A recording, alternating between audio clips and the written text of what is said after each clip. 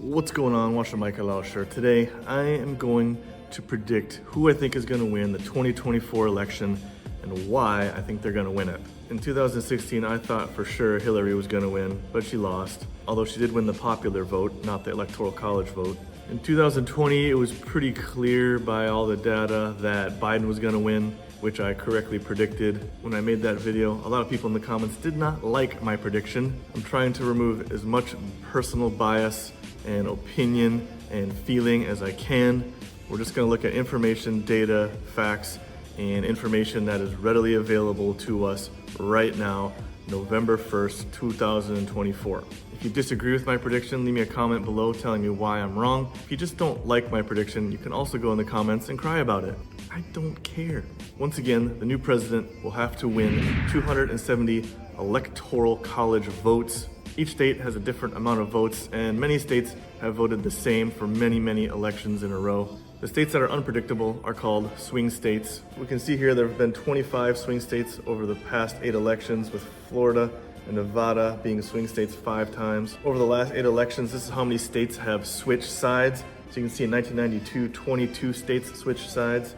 In 2020, 5 states switched sides. These are all the non-swing states, or the states that have voted the same in the last 8 elections. The swing states from 2020 and this election 2024 are exactly the same. You can see Biden won all of them except for here in North Carolina, which is red. And it's going to be the same fight this year for Kamala and Trump. We've got Wisconsin, Michigan, Pennsylvania, North Carolina, Georgia, Arizona, and Nevada. You can see here in the polling, it's obvious who's going to win certain states. New York, for example, Harris has an 18.5% lead. There's no way Trump is going to win that.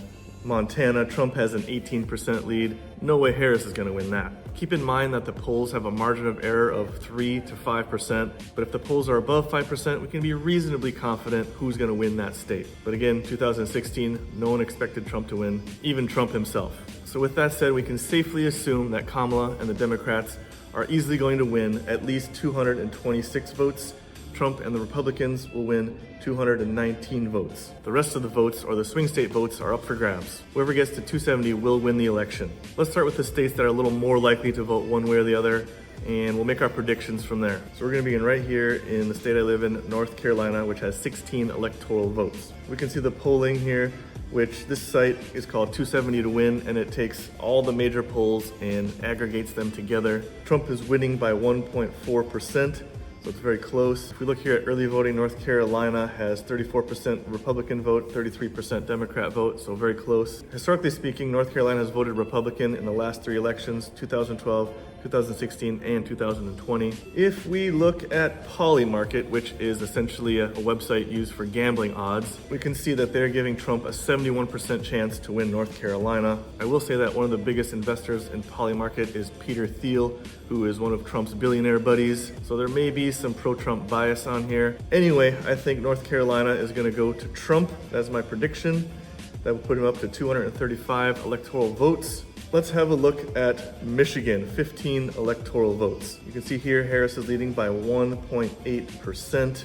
In early voting, she's also ahead by 47% to 42%. Historically, Michigan has voted blue, except for in 2016, where Trump actually won it. Even the gambling odds are very close, that they won't even color it red or blue, and they're giving Harris a 54% chance to win that. I'm gonna go ahead and predict Harris will win that one, bringing her up to 241 electoral votes. Let's have a look at Georgia.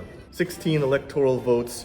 Trump is up by 2% in the polls. Early voting also has Trump up 48% to 45%. Georgia has historically voted Republican, although Biden did win it in 2020, but just barely. Gambling odds are 73% in favor of Trump. I'm also going to predict Trump wins Georgia, bringing him up to 251 electoral votes. Let's have a look at Nevada. Only 6 electoral votes, but everything counts.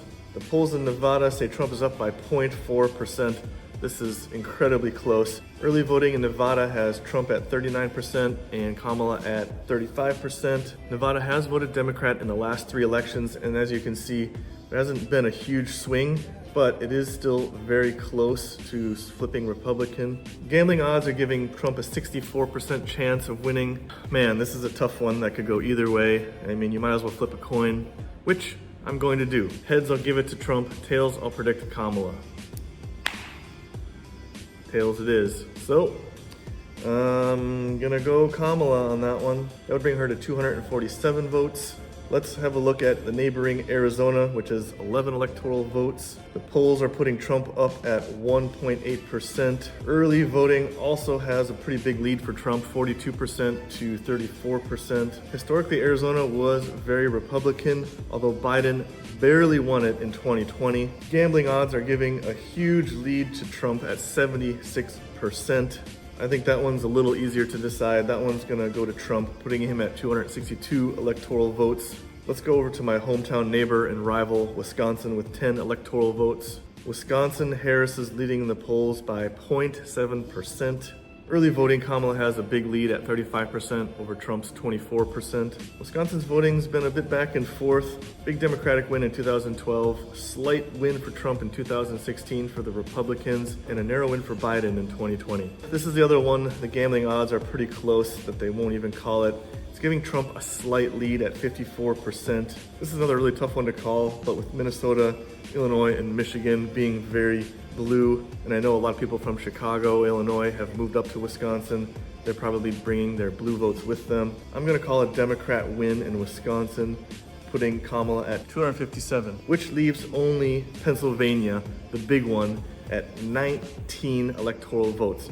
You can see it's right in between some very, very blue states and some very, very red states. So it truly is a battleground state. The polls in Pennsylvania, which are 13 different polls, has Trump leading at just 0.5%.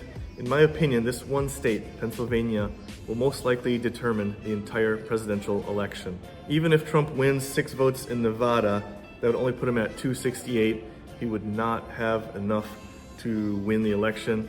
Unless he swung Wisconsin, that would put him at 272. That would be enough to win. If Trump won Wisconsin and Kamala won Pennsylvania, Trump would still win at 272. So really, Wisconsin and Pennsylvania are both going to be key states to win in. In Pennsylvania early voting, Kamala has a huge lead, 58% to the Republicans' 32%. You can see Pennsylvania has swung back and forth quite a bit from 2012 to 2016 where Trump won, and then Biden had a pretty solid victory in 2020 there. The gambling odds there are 60% for Trump right now. I honestly don't know. It is just that close. The gambling odds for Trump winning the overall election are still in his favor, although he has lost a few percent recently. Again, this is probably a little biased towards Trump, but if you're a gambler, Trump is your bet. I honestly think I just have to flip a coin again. The data doesn't tell me a whole lot, so I'm gonna leave it to fate. Heads Trump, tails Kamala. Trump it is, so we're gonna give Pennsylvania to Trump, which would put him at 281 electoral votes. And that is my prediction. I'm predicting Donald Trump to be the next president of the United States. So we're just gonna have to wait till November 5th and see. It is simply just too close to call.